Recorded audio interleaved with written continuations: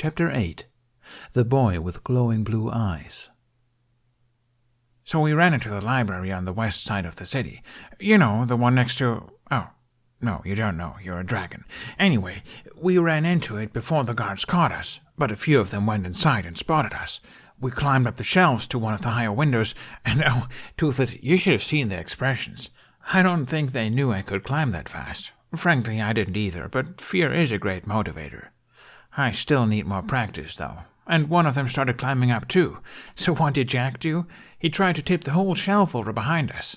I barely stopped him in time, but not before the guards got a few books to the face. By the time they recovered, we were out the window, on the roof, and into the city. Hiccup threw his arms into the sky in one last flourish to end, laughing as he let them fall to his sides. He flopped down next to Toothless, leaning against him and patting his neck. That guy has no respect for literature, he chuckled. Toothless let out a low grumble. Huh? Hiccup looked up and saw that his ear fins were flattened against his head, and he was glaring at the prosthetic tail fin that was still half attached to him. Oh, right. Sorry, bud. Hiccup grabbed his wrench from where he had flung it at some point while telling his story, settling down to detach the rest of it. With Jack's help buying materials, he had been able to make multiple prototypes of the tail fin by itself over the course of days instead of weeks. It had streamlined his experimentation process so that he didn't need to rely on the test flights to try everything together. After taking them to Toothless to adjust the measurements, he was more confident than ever that this third glider prototype would be the winner.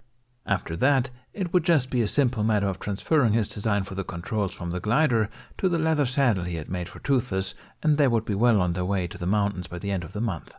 But before that, he would have plenty of time to take Jack flying before the bards left. Hiccup had just finished detaching the fin when Toothless let out another grumble. Now what, you big baby? Toothless snorted into his face, then nodded to the sky. Hiccup followed his direction and checked the position of the sun. I need to go meet Jack. Hiccup crammed his tools into the satchel, shoving the pile of metal under the roots of a large tree next to Toothless's half-finished saddle. He slung his bag across his shoulders and started running out of the cove. Toothless swept his tail under Hiccup's feet, sending him falling flat on the ground, his chin knocking painfully in the dirt. Ow, Toothless, what gives? Toothless looked thoroughly unimpressed. He sighed at Hiccup's cloak, still hanging on the branch of the tree by the clearing. Oh, right, that's important, Hiccup chuckled sheepishly.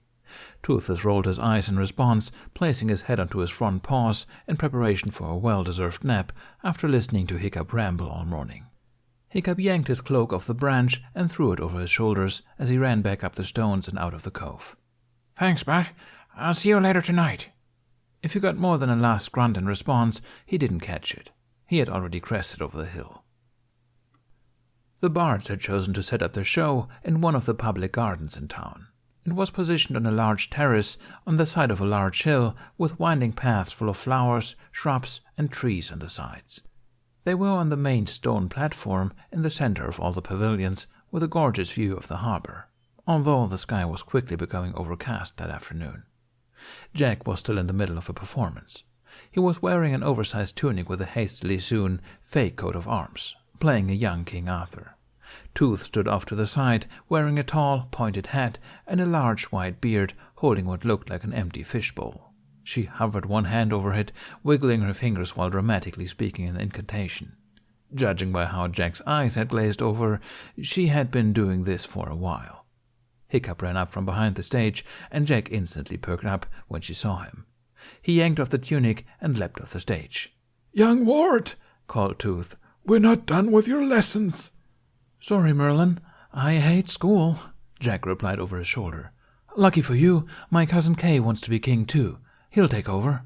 Jack lobbed the tunic into Bunny's face as he ran, meeting Hiccup in the shadow.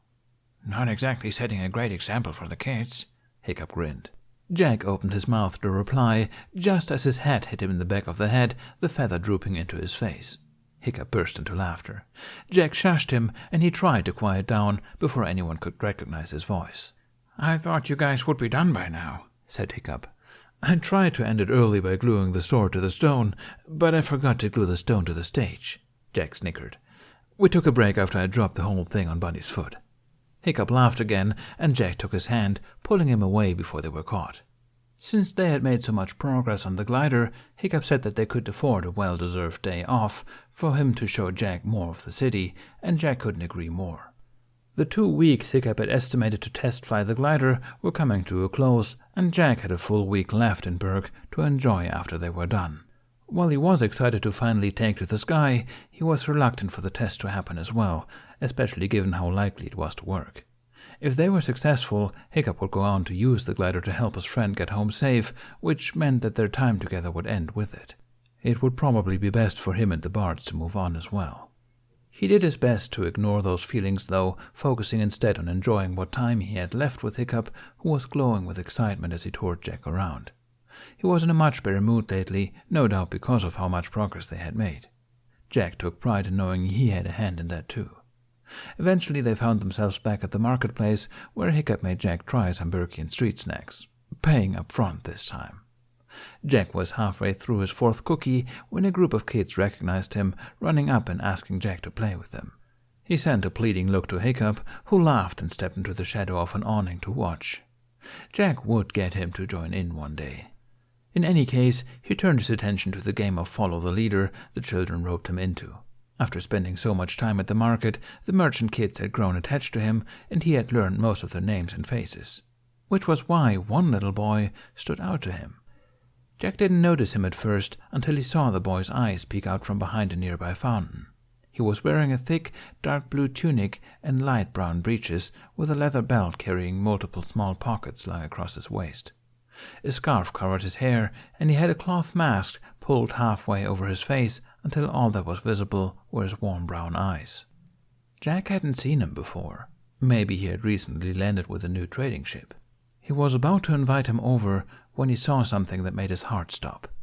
Like a drop of dye in clear water, blue burst forth from the boy's irises, overtaking the brown until they glowed a deep ultramarine. Then the boy ran, and before he knew what he was doing, Jack was running after him. He heard Hiccup call his name, but he didn't look back. "Hey, wait!" Jack shouted. He had to hand it to the kid. He was fast, and crafty too. The boy took advantage of his size, weaving through and sometimes under the huge Burkian adults, while Jack lost precious seconds dodging around them. It was thanks to his newfound knowledge of the roads from Hiccup that Jack was able to keep up. The boy doubled back several times, clearly unfamiliar with the layout of the city. Jack's heart dropped, however, when he saw that the boy was headed towards the harbor. It was the one place in Berg Jack didn't want to see, but now he had no choice. He steeled himself and pushed forward, following the boy down the main street. Sailors were hard at work mooring their massive boats, so no one paid attention to the 2 boys dashing across the docks. The boy cut a sharp corner between 2 giant Burkian warships, and Jack followed after, jerking to a halt when he saw that the little boy stood at the opposite end of the pier, right on the edge of the floorboards. He looked so small next to the ships beside him, as if the dragon-head mast would lean down and snatch him up into the sky. He couldn't have been much older than Emily had been when Jack last saw her. Jack knelt down so that he was eye level with the boy, holding a hand out in peace. "Hey," he said softly. "It's okay. I just want to talk. I'm not going to hurt you." The boy smiled beneath his mask, and there was an unmistakable impish quality to it. "I know." Jack sighed in relief. "Sorry if I scared you. The other bards warned me that I'm a terror, but if you ask me, it's probably the hat." Jack took off his hat, holding the large blue feather under his nose as a fox mustache. He pursed his lips and wiggled his ears. "My name's Jack. What's yours?" The boy giggled. Well, that wasn't an answer, but at least he hadn't frightened him. Now he just needed to get the boy away from the edge of the pier. Jack did his best not to look at the water, but the wind was picking up, making the waves crest high into his view, signs of a bad storm. If the boy fell in, Jack honestly didn't know if he would be able to save him if he jumped after him, if he could save either of them. "Jack, I'm scared." He shook his head to clear it. That was another time. "You're funny, Jackson." Jack froze. "Oops." The boy slapped his hands over his mouth. He looked around him like he'd been caught pulling a prank by the teacher. How did you know?" Jack staggered to his feet. "Who are you?" The boy shook his head. He straightened up and pulled something out from under his shirt collar, a necklace with a carved wooden charm. He closed his eyes, taking a deep breath, and when they reopened, they had become that otherworldly shade of ultramarine once again.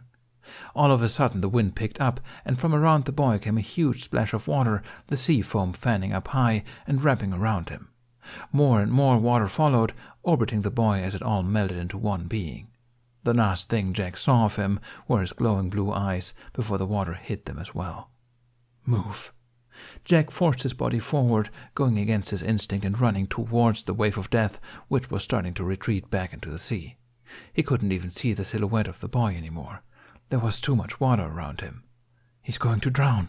No! The wave crashed back into the harbor. Jack lunged forward only to grasp at nothing but droplets in air, the last of the water cascading down to blend in with the sea. The boy had disappeared. Jack skidded to a halt, nearly slipping on the wet floorboards and falling in right after him. He desperately watched the water for any sign of the boy. Maybe it wasn't too late. Maybe the tide hadn't dragged him all the way under. Maybe he was close enough for Jack to pull him out if he resurfaced by the pier. The longer he waited, the more helpless the outlook. He really would have to jump in after him. He had to jump. He needed to jump.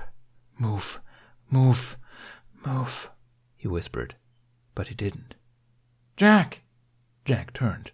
Hiccup had caught up with him and was doubled over a couple feet behind him, breathing heavily from the run. He must have been slowed down trying to stay hidden on his way. What was that? He asked. That boy, said Jack. A wave pulled him into the water. I have to go after him. What boy? The one from the market, the one whose eyes turned from brown to... Jack cut himself off. He already sounded crazy enough without the magic talk. I have to save him. Jack, it's too dangerous. The waves are too high. Hiccup's voice was steady. He held his hands out towards Jack as if he was calming a frightened animal. Please, I don't want you to fall in too. Jack's mind was reeling. The boy had used magic, and yet he hadn't seemed to be in pain. Was he the one that made the huge wave? If so, at least Jack could find some comfort knowing that he was probably safe. He seemed to know what he was doing. Who was he? Had she finally shown up in disguise? No, it couldn't be. Her lake was all the way on the opposite side of the mountains, her body transformed into the water itself, where this boy, vanished? Swam away? As far as Jack knew, it wasn't her. Then again, what did he really know? Hiccup was still watching him, his brows furrowed deep in worry, and his hands hovering at the ready to pull Jack away. Slowly, Jack took a few steps back from the edge of the pier. Hiccup let out a breath of relief and walked up to him, placing a hand on his shoulder. Only then did Jack realize he was shaking. Are you okay? Asked Hiccup. Jack swallowed a few times before he could trust his voice. Yeah, I'm fine. He looked back at the ocean one last time. I thought I saw someone I knew. Of course, Hiccup's follow-up question had been to ask who exactly it was that Jack saw, and of course Jack had dodged it, and his follow-ups to the follow-up too. But no matter how much he tried to brush it off himself, he couldn't stop thinking about the little boy. When Hiccup realized Jack wasn't going to budge on it, he insisted that they return to the rest of the bards for him to rest. Jack felt bad for cutting their day off short, and he told Hiccup as much. It looks like there's going to be a thunderstorm later today anyway, Hiccup said while watching the clouds. I enjoyed your company regardless. Plus, we can spend the rest of it hanging around and just talking. Jack sighed in relief. I'd like that. I am sorry again, though. There's nothing to be sorry for. Hiccup stopped walking. His hands fidgeted at his sides as he often did when he was searching for words. The sight was endearing to Jack. Hiccup took a breath. Jack, if you need to... He was cut off by a loud boom coming from the top of the terrace, followed by screams of a crowd and the distinct sound of two people cackling above them. Hiccup put his hands on his head. Oh gods, no. It's finally happening. Are we too late? Jack looked at him in panic. Is the city under attack? No, just us. And just by Astrid if this gets any worse. Hiccup was the one who ran this time, and Jack followed close behind. Terrified audience members were flooding down the stone steps, and Hiccup had to press himself and Jack against the side of the hill to let them go by. That's when they felt another explosion rock the garden, making even the shrubs shake. A flaming chunk of debris flew into view off the edge of the terrace, falling down into the valley. Who's doing this? Jack shouted. My friends, Hiccup replied with a loud groan. Who? Astrid Squires. Jack grinned. Oh. Hiccup glared at him before taking off again. When they finally reached the top, the first thing they saw was the remnants of the barred stage where Sandy and Bunny were using the wreckage as a makeshift barrier. Rolled up next to Sandy was a giant furry ball that was twice Sandy's size, and sitting next to Bunny was a stocky boy who must have been one of the squires. He looked a little shorter than Jack, although it was hard to tell when they were all crouching down, with spiky black hair that was shoved underneath the kettle helm. He wore a thick red squire uniform that was similar in design to the one Hiccup borrowed from Astrid, except her coat of arms had hastily been sewn over the embroidered one from his own mentor. Bunny was hard at work carving something out of 2 chunks of stage debris using a knife he must have borrowed from one of the squires. He was cursing out the boy next to him, who looked like he was heckling Bunny while he worked. Bunny saw them first. He pointed an accusing finger at Jack. "You, how did you do it?" "Do what?" "You multiplied," uttered Bunny in horror. "What does that mean?" "I think I know," Hiccup yelled before tackling Jack to the ground behind the remnant of the stage, too. They landed on top of each other, grunting in unison when their foreheads smacked together. Hiccup recovered first, rubbing at his head. "What happened?" "Astrid decided to bring her dependents with her to visit," Bunny replied. "And Sandy decided it was a bloody brilliant idea to let those other gremlins into the props. Oh, rack off. I don't care if you were trying to be hospitable." Sandy glared at him while running through more hand gestures, but their bickering was drowned out by another loud explosion. Other gremlins? Jack shared a look with Hiccup, whose face had drained of color before they peeked over the edge of the stage together. The scene before them was every bit as entertaining as Jack had imagined, and from his expression, just as nightmarish as Hiccup had been dreading. Standing on the bard's carriage, in the center of the terrace, surrounded by crumbling buildings, was a pair of twins wearing matching green uniforms. Just like Snotloud, they had Astrid's coat of arms sewn over their own. They both wore the skull cap and visor of Armet helmets over their blonde hair, the girl styling hers in 2 large braids and 2 tiny ones sticking out at the sides of her head, and the boy leaving his loose, aside from a few metal rings around some strands. They looked about Jack's height, but again it was hard to tell, especially when they were scampering around so much. They were setting up strange devices that looked like small, pointed towers with gold spiral patterns down the sides, a large pile stacked beside them on the carriage. At the back of each one were short strings that they would light on fire by striking a flintstone, sending them shooting through the air, and with each explosion came a flower of golden sparks that burst in the air before vanishing into smoke. Jack had never seen anything like them before. "What are those things?" "They're called firework rockets," Bunny replied, covering faster. "Sandy invented them for special effects." Jack laughed in delight. "Sandy? Why didn't you tell me you had stuff that could shoot Never mind, I realized the answer while talking." Sandy gave Jack a long-suffering look before they were hit again. The giant furry boy whimpered, another squire, Jack realized, and curled up even tighter. The fur was actually a vest the squire wore, and Jack saw a yellow ochre uniform beneath it. The other kettle helm on the ground must have been his. Sandy continued patting his back reassuringly. Are you okay?" Jack asked the ball. One green eye peeked out from under the fur. He perked up when he saw Jack and offered his hand. "Hello, Jack. My name's Fishlegs. It's very nice to meet you." Jack shook Fishlegs' giant hand. "How did you know who I was?" "Ugh," groaned the other squire next to Bunny. "We all know who you are. Hiccup never shuts up about you." "Yeah?" Jack smirked. "What's he said?" "Okay," Hiccup cut in. His cheeks were turning pink. "Jack, these are the rest of my friends. These are Fishlegs and Snotloud, and the twin muttonheads burning down the city over there are Roughnut and Toughnut," Hiccup introduced, pointing to the girl and boy on the carriage respectively for the last 2. Jack moved to peek over the stage, but Hiccup pulled him back as they were hit by another round of fire. "Where's Astrid?" Hiccup shouted. "How if I know?" Bunny yelled back. "She and Tooth went to the market together," Fishlegs whimpered. Jack smiled to himself. True to her word, Astrid had found time to visit Tooth every now and then, but that was when she literally locked the squires indoors to force them to do the mandatory reading, which usually took them the whole day. Jack wondered what made Astrid decide to bring them along with her this time and what Tooth had to do with it. Good thing she did, though. Jack was hoping for a chance to meet the squires, both to get acquainted with the rest of Hiccup's friends and to see them in action. So far, they didn't disappoint. "And she left me in charge, of course," Snotlout boasted. "But this isn't my fault, for the record. I was doing an awesome job until Fluffy Buns over here distracted me." Bunny froze, then slowly turned, leaning down so that he was eye to eye with Snotlout. "Say that again, Meat Shield." Excuse you, my name is—" "You heard me." Snotlout snapped his mouth shut and leaned as far away from Bunny as he could while still staying behind the stage. Unfortunately for both of them, they were hit again. Snotlout squeaked and all but jumped into Bunny's arms. Bunny glanced thoughtfully behind them for a second too long before unceremoniously dumping him back on the ground. Jack cackled at both of them. Suddenly the explosion stopped. Jack peeked around the corner again.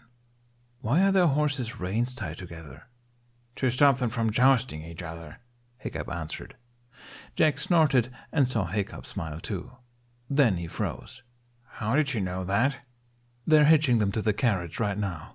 For one glorious moment, Jack relished in the terrified looks the others were giving him. Then he realized what that meant, and his grin dropped. "Oh." "Hold your fire," Hiccup called, standing up and holding his hands in the air. One stray firework flew into a nearby dragon statue, but otherwise the twins complied. "Ruff, Tough, what are you doing?" Hiccup demanded. "Saving Burke," Ruffnut said, rolling her eyes. "Duh." "What? How is this?" Hiccup flailed his arms as he stammered, gesturing to the flaming wreckage around him. "Saving anyone?" "Poor naive Hiccup," Ruffnut began, shaking her head. "How else are we going to practice shooting these?" Toughnut finished, waving his firework rocket in the air. "Besides, those buildings will not be sacrificed in vain." He planted a foot on the railing of the carriage, pointing the rocket at the sky in a heroic pose. "Once we've mastered using the harnessed power of the sun, we will ride our glorious chariot into battle and drive the invaders from this land." "That's the dumbest idea you guys have ever had," said Hiccup. "I don't know," Jack quipped. "I kind of want to see him try it." "No, you don't," Bunny said at the same time as Hiccup deadpanned. "Of course you do." Toughnut looked away dramatically, holding up a hand. "Don't try to stop us, Hiccup." "I'm trying to make you see reason." "That too. We're going to save the kingdom. And get knighted along the way," Ruffnut added, and the two of them knocked fists and helmets. "You guys have to be alive for that," Hiccup pointed out. Bump, that sounds like reason," Ruffnut sing-songed. She aimed her rocket at him. "Sorry, Hiccup, this is for your own good." Jack grabbed Hiccup and yanked him down, narrowly dodging the firework that shot past his head. It flew into a statue of a knight, blowing off the poor guy's head before bursting into 1,000 shimmering sparks in the air. "Give it up, kid," Bunny said, pausing his carving to look pointedly at Jack. "Logic doesn't work on these types." "Don't I know it?" Hiccup agreed under his breath. Jack paid them no mind. Something else on the exchange had caught his attention. "What did you mean, knighted along the way?" he asked. "Isn't there a whole ceremony that has to happen for that?" "Traditionally, yes," came Fishleg's muffled reply, his head still stuck firmly somewhere between his arms and legs. "But in times of war, a squire who demonstrates exceptional bravery in battle can be knighted on the field by another knight." "Which is why I'm waiting for Astrid to come back, so I can impress her by saving the day," Snotlout said, pointing at himself with his thumb. "You sure that's your only reason?" Jack smirked. "You sure that's your only reason?" Snotlout parroted back. "What are you trying to say, Bart boy?" "I say a lot of things. What do you think I mean?" "No one is getting knighted today, especially if Astrid comes back while this is still happening," Hiccup interrupted, moving in between them before Jack could goad Snotlout more. Judging by his tone, this wasn't the first time any of the squires had tried to be knighted in action, what Jack wouldn't have given to see their other attempts, and Astrid's reactions. He was liking Hiccup's friends more and more. Hiccup, on the other hand, was more exasperated than Jack had ever seen him. He ran a hand through his hair. "Okay, we need a plan that doesn't involve Snotlout running into certain death." Already working on it, Bunny grunted, shaving off a few last splinters from his project. Right, ready.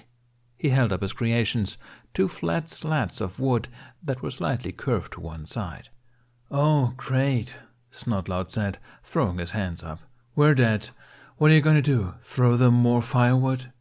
You could say that. Bunny raised a brow. If you've got a problem with it, I can throw you instead.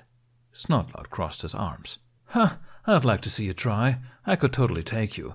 But not right now. Fighting an unarmed opponent would be breaking the code of chivalry. There's nothing in the code about hand-to-hand combat, though. Shut up, Fishlegs. As reluctant as he was to agree with Snotlout, Jack wasn't sure how those were supposed to go up against the literal fire the twins were shooting either. But something about Bunny's expression as he twirled the weapons in his hands, like he was seeing an old friend, made Jack believe in his confidence. In any case, they didn't have time to question it. To Jack's surprise, Bunny handed the dagger he was using to Sandy instead of the squire's, who flipped it neatly back into the depth of his side satchel without a blink. Did he always have that? Okay, then we'll need an opening. Some sort of distraction, Hiccup said. Is that it? Jack scoffed. Hang on. Jack went to hop on stage, but Hiccup, Bunny, and Sandy all tucked him back down. What are you doing? Hiccup and Bunny demanded in unison, while Sandy shook his head sternly. Relax, these are my people, remember? Jack waved them off. He took his hat off and waved it above the barrier as a sign of surrender. Unfortunately, the twins honored it, and the hat remained intact. Jack sighed and put it back on. He braced a hand on the stage and swung himself up, leisurely crossing his arms. The twins perked up at the new face, flashing and matching wicked grins. Ah, it's like looking in a mirror. Hey, look, it's the Bard boy Hiccup never shuts up about, said Roughnut. Behind Jack, Hiccup dragged his hands down his face, which was turning a bright shade of red. Jack smiled back, narrowing his eyes. Quite the setup you guys have there. Sure caused more chaos than I ever have on stage. I'm impressed. Of course, Toughnut boasted. What you see before you is the work of the Thorsten twins, masters in the art of mischief. Yeah, we should team up then. I've been told I'm quite the menace myself. Jack glanced down and saw Bunny's eyes glaze over. He grinned wider. What are you bringing to the table? Asked Roughnut. Other than your little loot. Jack shrugged. I can show you where Sandy keeps his catapult. Jack! Hiccup hissed at the same time Sandy sent him an alarmed look. Jack reached down to pet Hiccup's head, and Hiccup shooed his hand away. The twins shared a look. That is a tempting offer, Toughnut replied, but our hearts will not be so easily swayed. We'll find it later. Roughnut pointed a rocket at Jack's head. Now, out of the way. I think I'm good where I am, Jack said, leaning on what remained of the wooden tower. Then we'll be scraping pieces of you off the walls. Jack shrugged. At least I won't have to wear the hat anymore. He held up a finger. I have one request, though. Roughnut snickered. This should be good. Toughnut held his hand out to Jack. For your bravery, O humble bard, we will honor your last wish before death. Jack raised a brow. Only the best twin gets to shoot me. Roughnut and Toughnut's brows rose in unison. They shared another look for a beat and attacked each other in the next, shouting insults all the while. Jack turned back to the rest of the group and smirked. Hiccup was the first to snap his mouth closed. Now! Bunny jumped to his feet. Winding his arm back, he whipped one of the weapons into the air. To Jack's surprise, instead of flying at the twins, it sailed through the air in a wide arc around the plaza. The twins paused to watch it fly, and Bunny used the opening to throw his other one, directly knocking Roughnut's rocket out of her hands. He vaulted onto the stage, charging the carriage head-on. Toughnut turned his attention back to Bunny, pointing his rocket at him. Right as he was about to fire, Bunny's other weapon had looped back around, hitting him in the back of the head. Jack's eyes widened. Well, that's new. Still tracking his weapon in the air, Bunny jumped and planted his feet on the last standing curtain rod, launching himself up to catch it. He twisted in mid-air and threw it straight down, disarming Toughnut as well. Bunny finished his flip gracefully and landed on the carriage behind the twins. They turned to run, but he caught the front of their uniforms and lifted them up to his eye level, one twin in each hand. Hiccup and Snotlout's jaw fell back open. Fishlegs was still curled up into a ball, but his eyes widened from where they peeked over his knees. And you thought you could take him, he said to Snotlout. Shut up, Fishlegs, Snotlout hissed, but there was new admiration in his eyes. Jack was impressed by the new skill Bunny had just shown off too, but he'd never admit it to him out loud. Bunny dangled the twins in front of him. Now then, which one of you can tell me who to bill for the damages? What happened? Or I'll just ask her, Bunny smirked. He swung the twins around and answered to Astrid as she and Tooth ran up to them back from the trip to the market. Take your gremlins back. The one we have is enough of a headache. I'm really sorry again, said Astrid. I promised Tooth that I'd come visit today, but I didn't have much choice other than bringing the gang with me. After Astrid thoroughly chewed out all the squires, the twins for, well, being the twins, and Fishlegs and Snotlout for not stopping them, she ordered them all to help the bards clean up the mess they had caused. This was after Hiccup stopped her from throwing them all over the edge of the terrace, arguing that they needed all hands on board to get it done before nightfall. Sandy was supervising the squires, and every time one of them would look at him, he shook his head in disapproval. It cut way deeper than words ever could. There wasn't much they could do about the damaged or destroyed buildings, but at least they were uninhabited. It wasn't like this was the first time chunks of the city had been destroyed for one reason or another. Burke could go without one public garden while they were being repaired. Hiccup was standing off to the side with Jack and Bunny, giving Astrid and Tooth a proper greeting. Where did you two go? Bunny asked while fiddling with one of his newly carved weapons. He was flipping it up in the air and catching it with such ease that it looked as natural as breathing. In answer, Astrid unfastened her shield from her back. She stuck the bottom of it in the ground, then spun it around, revealing a twin pair of short swords hidden in the back.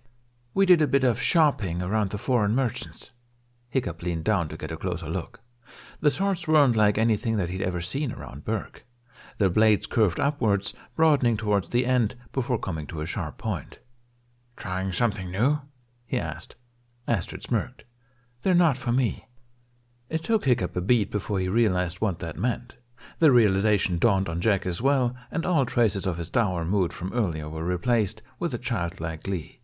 Next to Astrid, Tooth was all but bouncing up and down. She turned a huge grin to Jack, and he huffed an incredulous laugh. Bunny was looking at Tooth in amusement. I thought we agreed to set those aside. We only said for the time being, Tooth amended. And I see that you've bent the rules today, too. Hiccup glanced at Jack in a silent question, but he only shrugged in response. Bunny huffed and twirled his weapon, sticking it in his waistband with the other. Fair enough. Tooth squealed and grabbed one of Jack's and Bunny's shoulders, shaking them excitedly, making Jack laugh even more, and even pulling a chuckle out of Bunny. While it didn't ease Hiccup's worry for him, he was relieved to see Jack happy again. Hiccup raised a brow, grinning at Astrid. What happened to being careful? Call it testing her abilities. There was a competitive spark in Astrid's eyes. Don't worry, they're just on loan. Astrid unhooked the swords, holding the handles out to Tooth. Tooth accepted them with a smile, taking a step back. She turned them back and forth, examining the craftsmanship. She twirled the swords so fast that, for a moment, they looked like two shining wheels in her hands. She took her hat off and handed it to Jack, nodding to them to step back. Hiccup walked a good distance out of the way with him and Bunny, and Tooth settled into her ready stance. Astrid drew her own sword and took her shield up, her coat of arms gleaming in the light.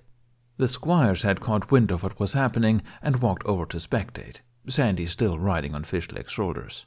After Bunny's surprising display of skill, Hiccup could hear them muttering in anticipation to see what Tooth had in store for them. Astrid and Tooth stood across each other, both of them completely still. Then Tooth shot forward. Hiccup knew she was fast, but this was the first time he watched her move at full speed. Wearing her bard uniform, she turned into a colorful blur that streaked across the courtyard.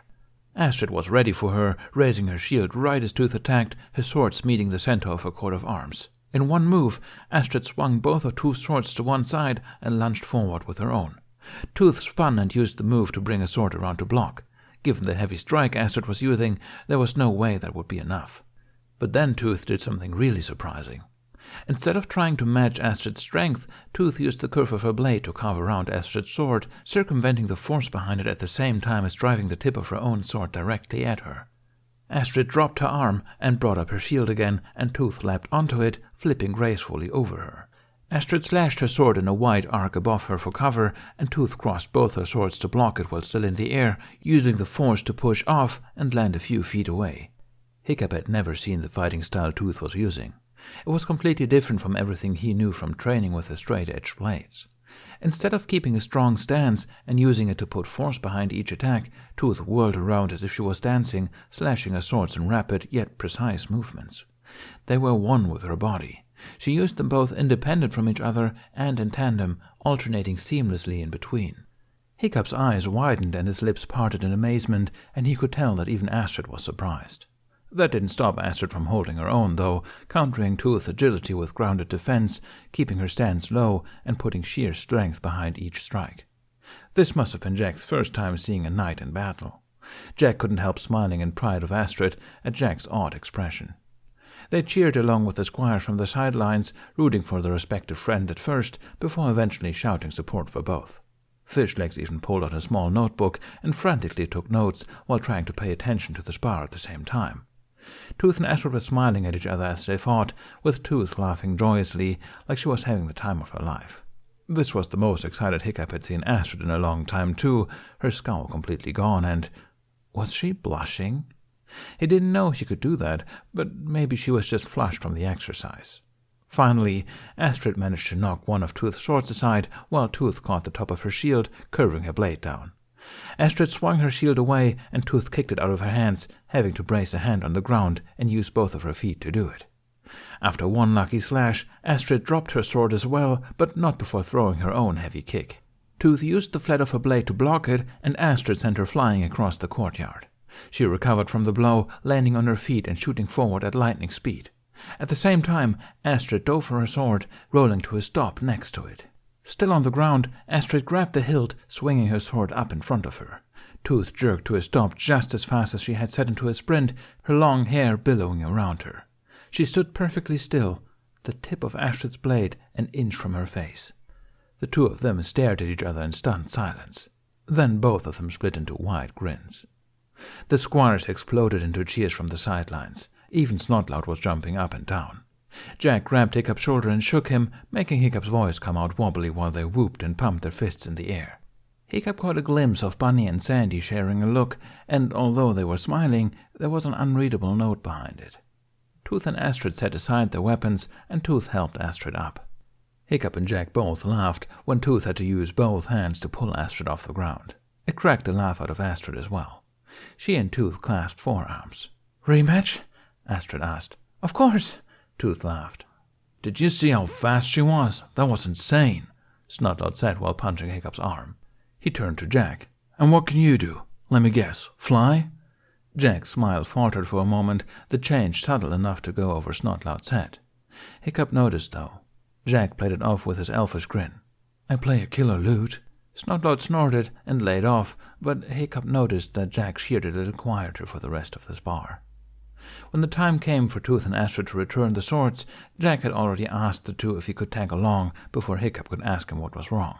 And that same subtle change was in the smile Jack directed towards him.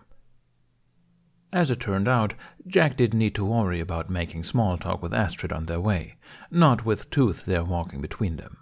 She carried the conversation, acting as a mediator between him and Astrid, as well as juggling independent dialogue with them both all at once. Jack had to commend her on her ability to multitask, but he still made an effort to talk with Astrid directly as well. He may have had an ulterior motive for going back to the market with them, but that didn't mean he didn't also want to get to know her better. "What made you challenge Tooth to a spar?" he asked her. "She told me about scimitars when we talked weapons, so I asked around and learned that we were getting another shipment of swords in from the foreign merchants today. It took a bit of haggling, but I managed to convince them to let us borrow a pair before they put them up for sale." "You trust us enough to give us real weapons?" Jack raised a brow, giving her a playful smile. Astrid gave him an unimpressed look in return. "I trust Tooth to give them back afterwards. You and I aren't there yet," she smirked. "But I could see in both your eyes that you wanted me to spar with her, so I thought I'd be nice." Jack grinned. "You weren't wrong." "And you were incredible," Tooth gushed. What, was Astrid blushing? Jack didn't know she could do that. The conversation turned to swordplay jargon with so many technical terms that it sounded like they were speaking a different language. Jack asked a few questions here and there, but he was content to sit back and enjoy listening to the other two chat. He didn't think it was possible for Tooth to get any bubblier. On top of enjoying Astrid's company, she must have been ecstatic to talk about shared interests with someone, including teeth. One of the best things to have come out of their stay in Berg was definitely their friendship, and thankfully so. Hiccup had been right about Tooth doing the heavy lifting in warming Astrid up to her, and, by extension, the rest of the bards.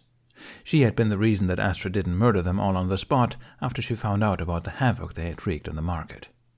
After she cleared their mile-long list of crimes from the report, Astrid had barged in on their performance the next day, Hiccup running close behind, pleading with her, looking like she was going to drag them all off the stage by their throats. Her rampage was stopped before it could start when Tooth dashed over to her and hugged her around the neck in greeting, standing up on her tiptoes to reach. Jack didn't know what had been funnier, Astrid's jaw dropping at Tooth's boldness, Hiccup collapsing to a bony heap on the ground in exhaustion, or Bunny nearly passing out from the stress. No, it was Bunny for sure.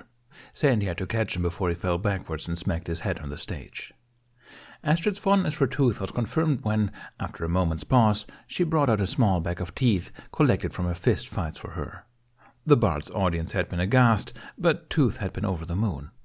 Jack's attention was brought back to the conversation when the topic of Astrid's training came up.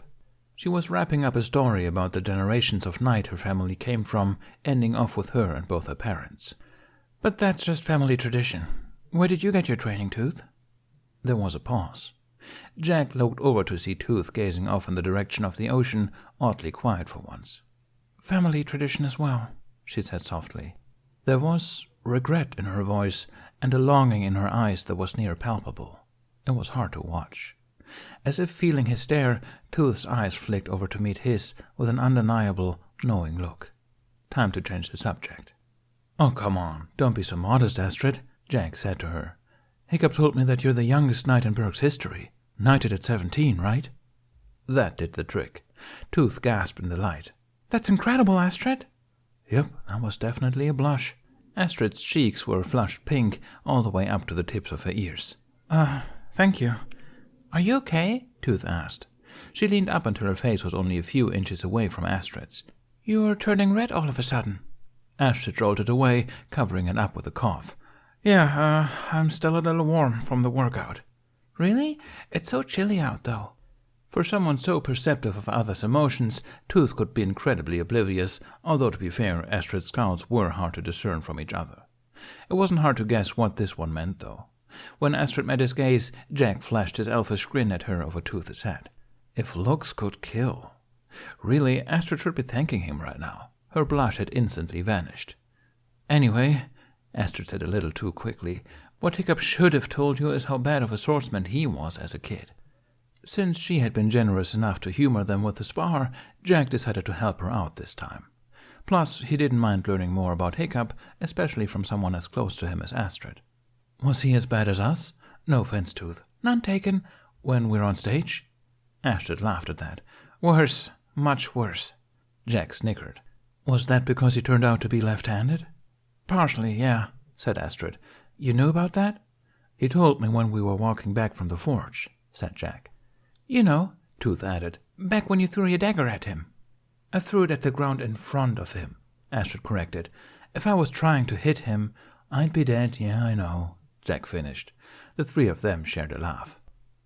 The marketplace was less busy than usual, even compared to earlier in the day, and they walked by multiple stands that had closed early, most with cloth tarps tying down their equipment to keep them from blowing away. When they returned the scimitars, Tooth surprised the sword dealer by thanking her in her mother tongue. The dealer had enthusiastically replied in the same language, and just like that, Tooth managed to strike up a conversation with another stranger. Jack and Astrid hung back from under the shade of an awning as the sword dealer walked Tooth through the rest of the various blades she had on display. Astrid had a fond look on her face as she watched her, which made Jack more fond of Astrid in return. How did you guys all meet? She asked Jack. Jack laughed. At least that memory was still fun to revisit. The others were already a troop before I met them, and when I did, it was because they pickpocketed me while I was watching one of their shows. You still became friends with them after they stole from you? Evidently so, otherwise I wouldn't be here now. Jack risked playfully nudging her arm. Plus I've made friends with people who've done worse to me. We are friends, right? Astrid smirked and punched his arm back. Let's just say I'm warming up to you. Slowly. I can work with that. Jack grinned, rubbing what promised to be a bruise. Astrid smiled more genuinely. How did they have time to rob you when they're so on stage? Honestly, I'm still not sure. They never give me a straight answer when I ask. Admittedly, I might have just been too distracted to notice. I think you've seen why. Astrid snorted. I can imagine. What made you decide to join them, then? Jack gave her a wry smile. We're not there yet. Fair enough. Astrid chuckled. Tooth was still chatting with the sword dealer. It looked like the conversation had turned to reminiscing about home, wherever that was for them. Tooth had that same wistful expression from when she had first held the scimitars. It was a little too familiar to Jack. He turned back to Astrid. How did you meet Hiccup? He told me you were his childhood training partner turned friend, and as his sorta kidnapper turned bard turned accomplice turned friend, I'm curious about the story behind it.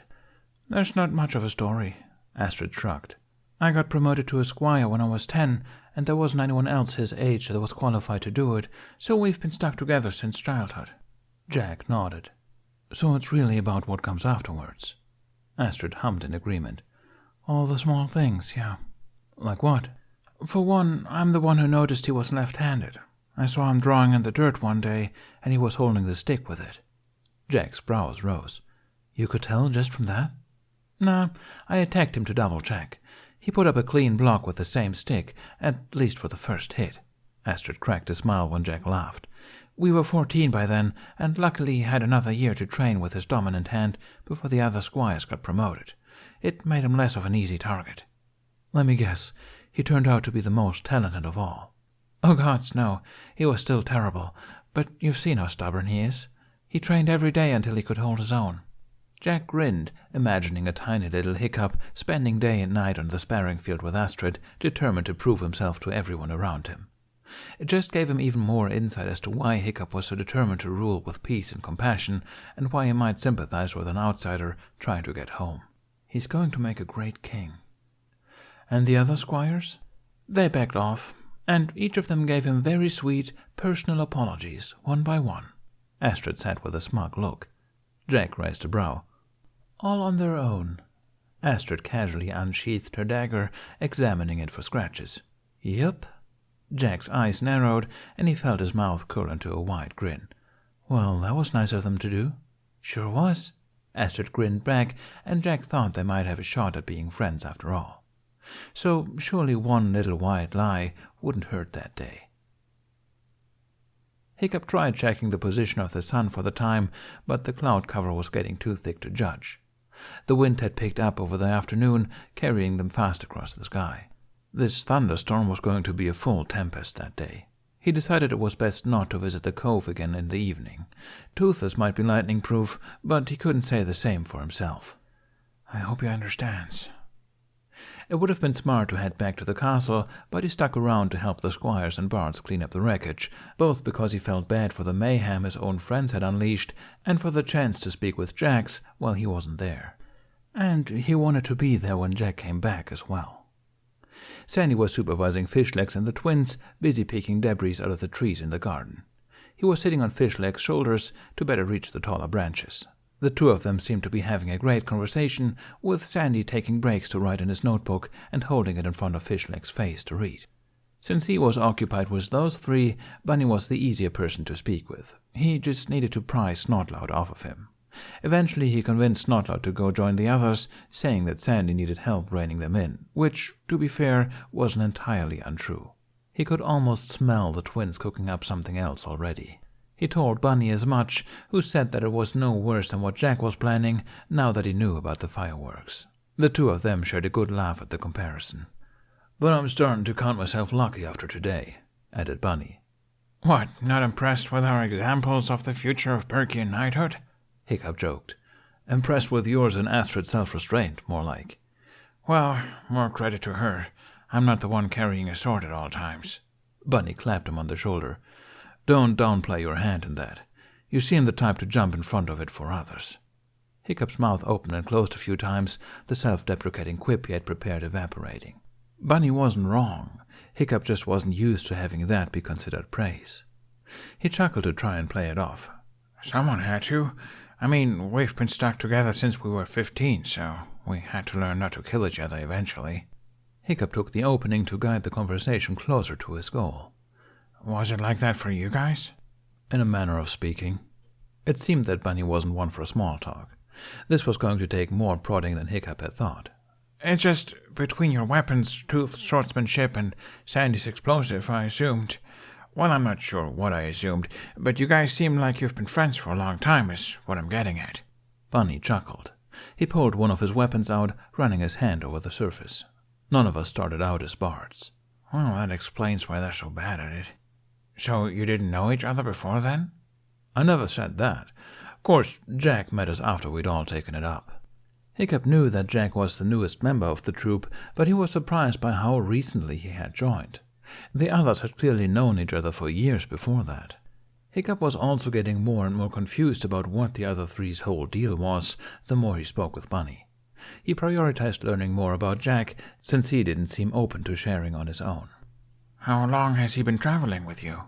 Joined about 3 years back at the start of spring, and it only took the show pony 5 minutes to become a pain in my... Snotloud's loud voice cut him off.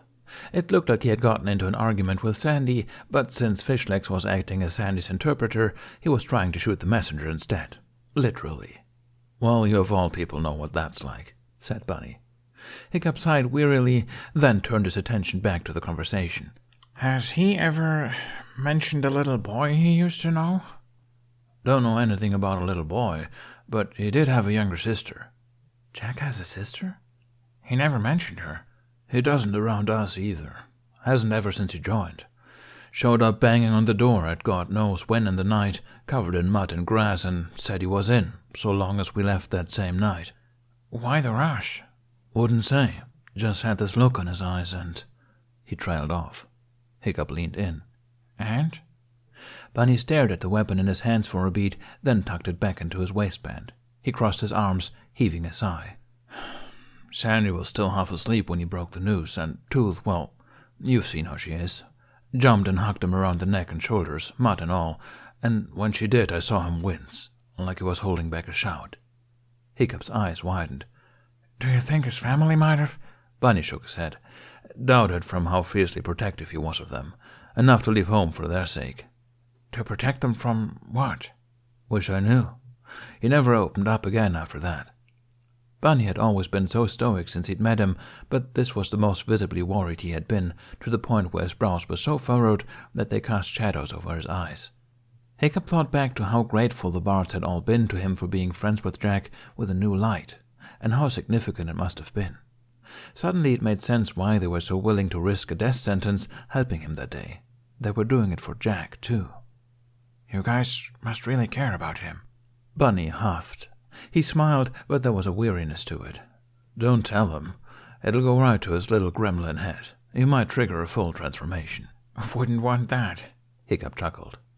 Their conversation was interrupted by a springing noise by the carriage. The twins had found Sandy's catapult and were dangerously close to being done setting it up. They froze when they noticed Bunny watching them. "Hey!" Bunny cursed. He pulled his weapons out of his waistband and ran over before they could destroy the other half of the buildings in the terrace, and the twins cackled and scampered away. Hiccup debated going over too, but considering how well Bunny had handled them before, he figured he would just leave it to him. After all, he was too distracted by the new information he was given. What was Jack running from? Was he in danger? Was he still in danger? Hiccup felt a wave of guilt wash over him. He didn't know that was why Jack had been so short on time. He should have taken him sightseeing much earlier during his stay instead of making him work for weeks. No, what Hiccup should have been doing was finding a way to help him the whole time, too. He checked the road again. Astrid, Tooth, and Jack were taking longer to come back than he thought. Maybe they had gotten distracted by something in the market. Hiccup yelped when he felt a tug on his cloak. Sorry, Sandy. You just snuck up on me. You're so quiet. Well, yeah. Sandy's shoulders shook in laughter, and he waved good-naturedly, and Hiccup chuckled with him. Sandy gestured between him and Bunny in question. We were just talking about how long you guys have known each other, and Hiccup checked the road back to the market for any sign of Jack, Astrid, and Tooth. They really were taking a while. Sandy tilted his head in question when Hiccup looked back. Hiccup gave him a wry smile. Can you keep a secret? Sandy smiled. He mimed locking his lips together and throwing away the key. Of course, Hiccup laughed. He took a deep breath before he began, starting from where he met up with Jack in the morning up to when he found him at the pier. He said that the little boy fell in the water and Jack wanted to jump in to save him, but he didn't. He just stood there, staring at the waves. He thought back to how distraught Jack had been and how frantic Hiccup had been himself while getting ready to pull Jack away before he could take the plunge, or dive in after him. With the oncoming storm, Hiccup wasn't sure if they could have made it out of the water before being dragged out to sea by the current. But he didn't have to in the end. Despite how worried Jack had been for the boy and how much he clearly wanted to go after him, he stayed frozen in the same spot. It looked like he was paralyzed, like he was at war with himself. He looked He looked so scared. Sandy looked far more tired than usual. He gestured to himself, then waved a hand towards Bunny and one in Tooth's direction, shrugging helplessly. You guys too, huh? Hiccup sighed. I wish there was a way to help him. Sandy's eyes lit up, suddenly the most awake that Hiccup had ever seen him. He nodded vigorously, pointing at Hiccup, then brought his two fingers next to each other in what Hiccup knew to mean him and Jack together. Then he pointed at the ground, then gestured around him at Burke. Lastly, he brought his palms together before spreading them apart until he was holding both his arms out to either side. Hiccup tilted his head this time. Tell him to stay longer? But I thought you guys were on some sort of schedule.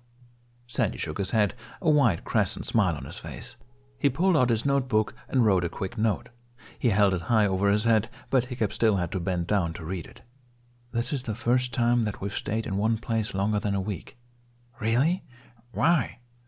Because Jack asked us to. Jack did?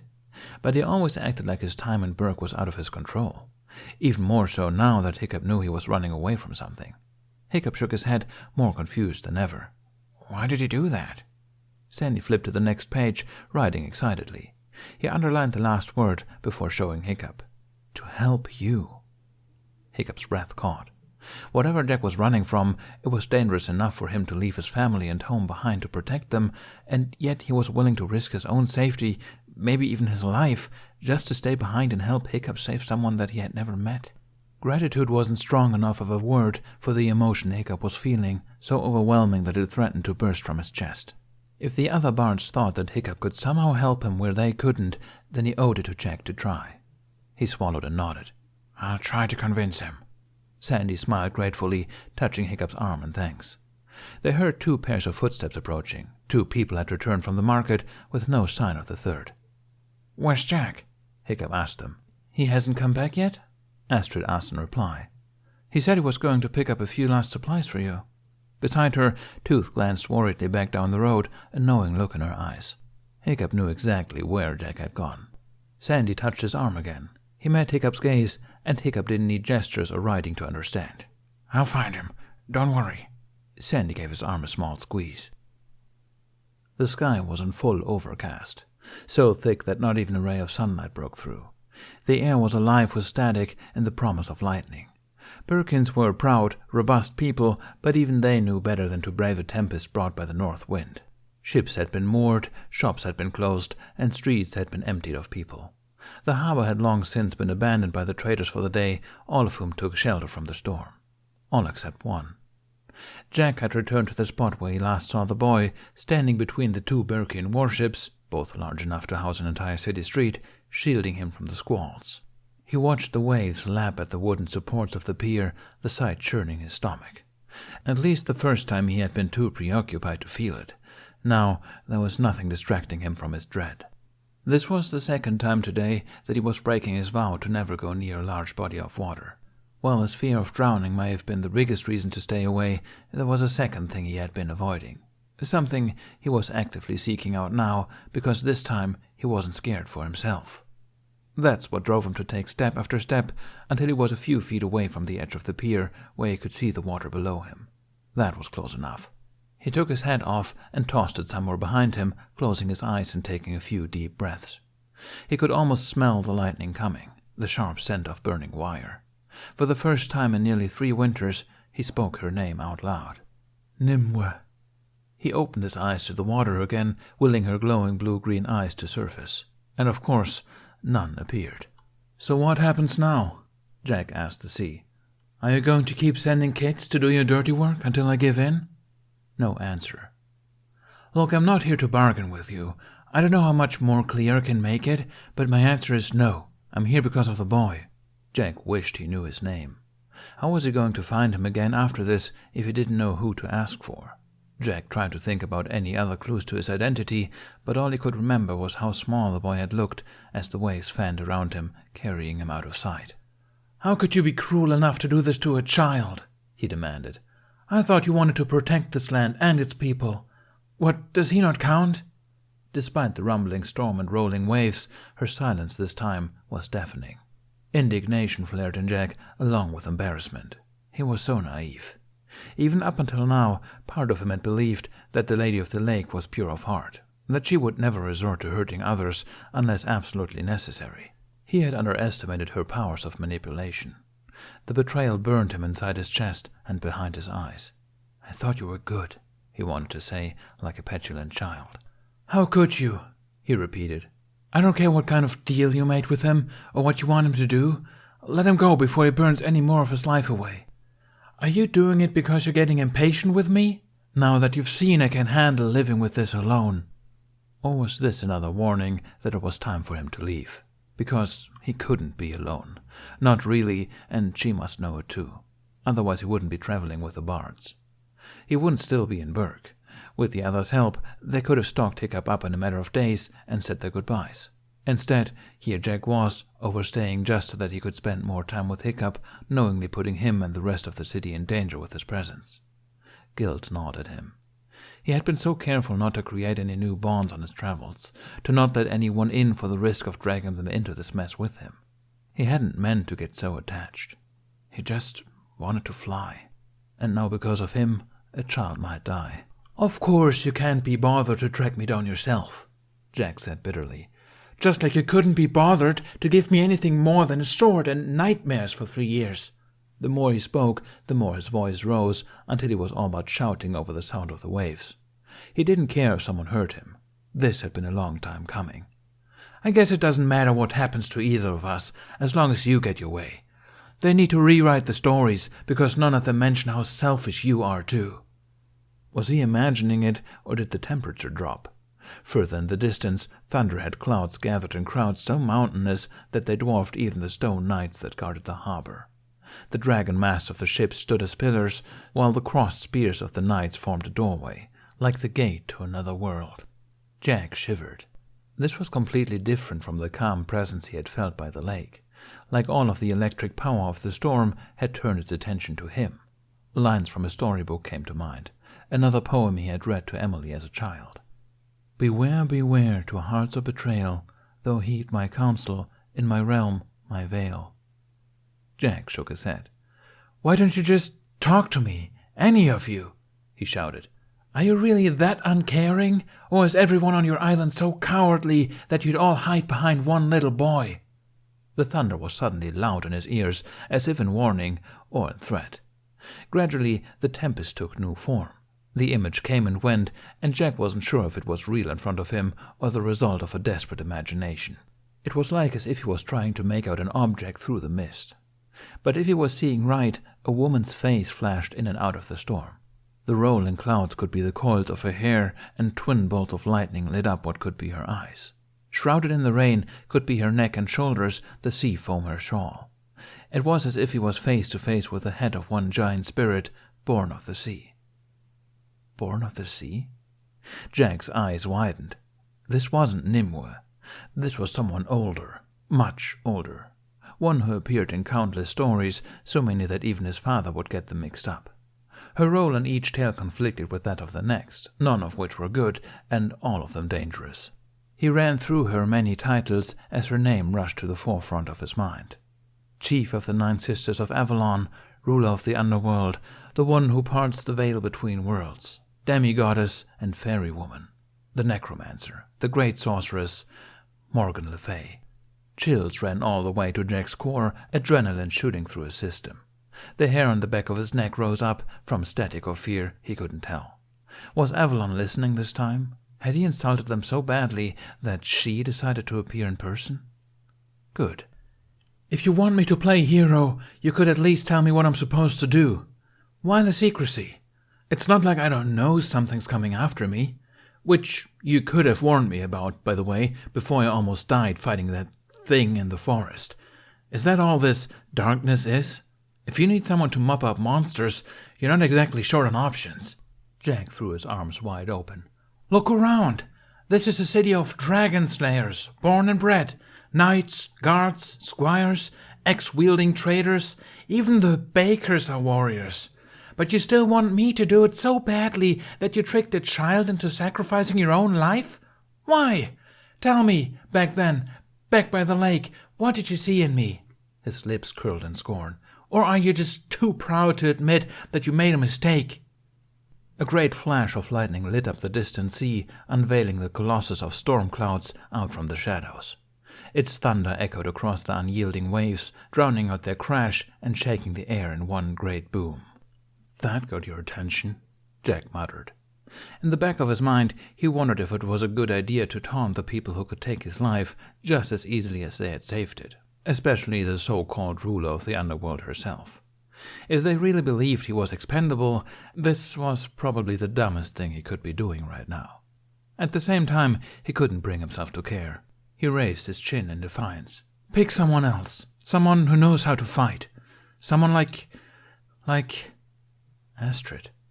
She was the most talented warrior of their generation. Watching her spar only reaffirmed how ill-equipped he was for real combat. How could he ever hope to compete with a full-fledged knight? Not just her. Tooth proved that she was a trained swordsman before she was a bard. Bunny had single-handedly taken down the twins with nothing but 2 sleds of wood, and Sandy clearly had more going on behind the scenes. Jack was beginning to wonder whether or not his fireworks were more than just for show. What did Jack have that made him a hero? What could he hope to offer? He wasn't like the squires. He had no training. He had saved Emily, sure, but she was his sister, and that wasn't even in a fight. The first thing he had done when faced with responsibility was run away. The only person he was trying to save right now was himself, unlike Hiccup. Hiccup, who was about to risk his life taking on an army to save his friend. Hiccup, who could find compassion for even his enemies, past and present. Hiccup, who despite having been beaten down by everyone around him, was rebelling against his whole kingdom to save everyone in it. If anyone was a hero here, it was... Jack felt his heart drop, cold filling his being. No, not him. And not Astrid either, for that matter, or her squires. Not Tooth, or Bunny, or Sandy, or anyone he cared about. And certainly not that child. At that moment, Jack forgot his fear of water. He took a step forward, then another, and another, until he was standing at the edge of the pier, as if to challenge the tides themselves. Maybe he would, if it meant protecting them. If you were trying to force me out from hiding, then it worked, but not in the way that you want, he said with new conviction. I'm going to find him, and I'm going to tell him the truth about magic before he hurts himself. And then I'm going to protect him from your world so that you can't ever use him like you used me. If you can really see the future, go solve your own problems. Unless Avalon isn't as wise as the stories claim. Another crack of lightning, another roar of thunder. Jack stared down the sea-born storm. I gave Excalibur back. Choose another hero, a real one this time, because I'm not dying again for you. He took another step forward. But don't you dare bring my friends into this. Stay away from them, and stay away from... Jack?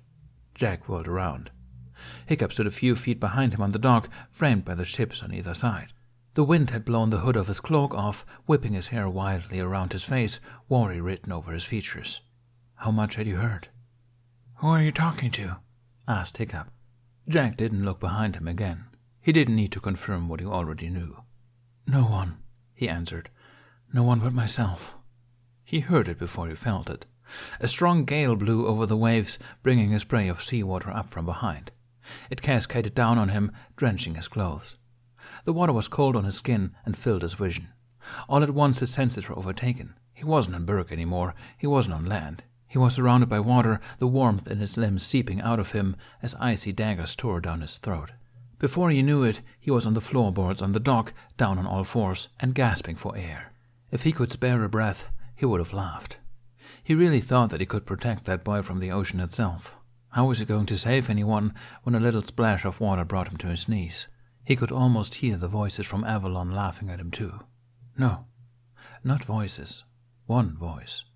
Just like 3 winters ago, Emily's voice rang clear in his mind, screaming his name over and over and over. Jack! Jack! Jack! Jack! Jack looked up. Hiccup had closed the distance between them at some point and was kneeling in front of him. Jack registered his hands on his shoulders. They were warm. He forced his mind to focus on the feeling, his only tether to the world. A tremble racked through him, and Hiccup's brows furrowed deep in worry. You're shivering. He let go of Jack's shoulders, and Jack was about to chase after his hands, already feeling himself slip out of his body, until he saw that Hiccup was using them to unclasp his cloak from around his neck. He reached over and wrapped it securely around Jack, the weight of it stopping his limbs from feeling intangible. Once he had secured it, Hiccup left his hands on Jack's shoulders and began to rub warmth back into them. Are you okay? He asked. Obviously not, but Jack nodded anyway, not trusting his voice. Yet another reason he had avoided water for so long. No one was supposed to ever see him like this. The only other person who picked up on it was Tooth one time when they stopped by a river to let the horses drink, and he hadn't even stepped into the water. That wasn't nearly as bad as what Hiccup was seeing now, as if he needed more reasons to question Jack about his past. Jack frantically tried to think of an explanation for what he had been doing and hoped against hope that Hiccup wouldn't ask. But he didn't. Hiccup just held his gaze for a long moment. Then he gave him a gentle smile. I'm glad. Jack felt warmer already. Hiccup's hands paused where they were. It looked like he wanted to say more, but his next words were drowned out by another gust of wind. A spray of ocean water flew up behind him as well, and he yelped as it thoroughly doused him too. Hiccup groaned in annoyance, pushing his wet hair out of his face. He blinked down at himself a few times.